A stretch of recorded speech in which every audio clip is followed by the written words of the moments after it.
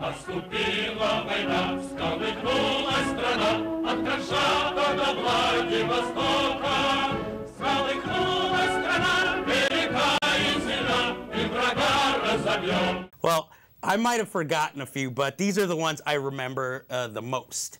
I'm going to start with number 10, which is actually Hearts in Atlantis with Anthony Hopkins. So me and my friend jumped at the chance. We went opening weekend. We thought the theater would be packed. There were maybe 20 other people going to see it, and another friend of ours tagged along.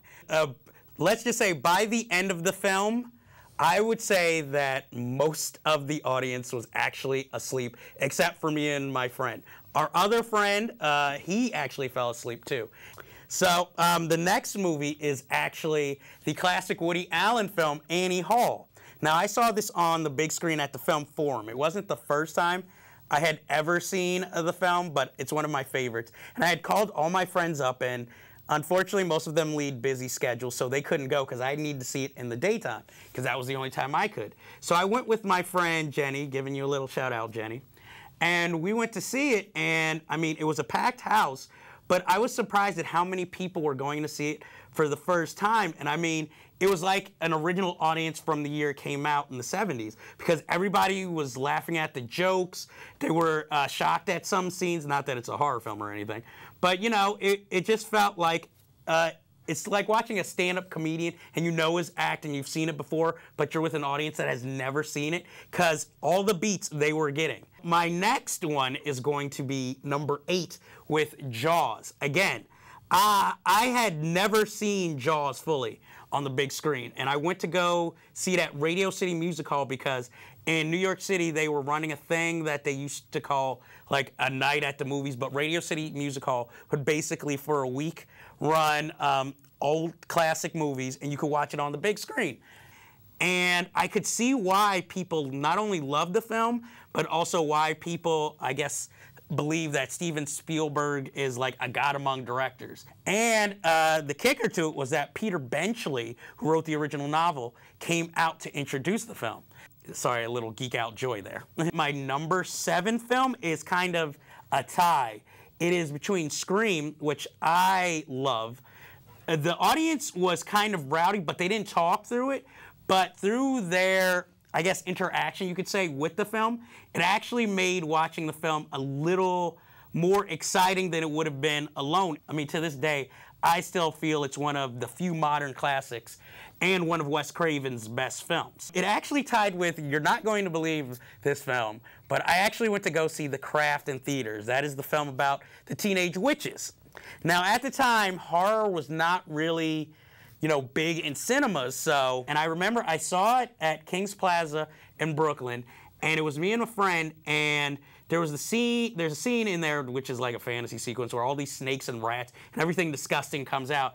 And I remember the audience actually being scared. Now, this isn't all girls, mind you. These are actually teenage boys. And they're sitting there shivering, and I'm just like, are you kidding me? This is the best horror has to offer, and this is what you're afraid of? Mulholland Drive, directed by David Lynch. Every time I go to see a David Lynch movie in a theater, I always have a story. It was with a friend from work and my usual friend who I used to go see movies with, Curtis. Spoiler alert if you haven't seen it. But in the second half of the movie, there are some pretty graphic girl-on-girl masturbation scenes. Everybody in the audience, some would stare ahead, but a lot of people were like looking around to gauge other people's reactions. And I just remember me and an older gentleman both looking at each other like shocked. And then we both turned around and looked at the screen. So that was definitely a memorable experience, and it's still a great movie. Number 5, I'm going to get attacked for this, but screw it. I like musicals. I went to go see Dreamgirls with my usual movie partner, Catalina. Without a doubt, those singing and dancing scenes, they get to you. And I remember the audience was so into it. They weren't literally dancing in the aisles, but they were really, you know, grooving in their seats. And I was one of them. And it's probably the one time you're going to see Eddie Murphy give not only a good dramatic performance, but a comedic performance where it kind of reminds you of the talent he is capable of that unfortunately he seems to squander time to time on family film. Number 4, Shaun of the Dead. Now, I am a diehard Edgar Wright because I will always mention an Edgar Wright movie to anybody who asks, what's a good comedy to see? Shaun of the Dead, I loved, and I saw it in a nearly empty theater. But it's not just the quality of the film that was memorable, but here was the thing.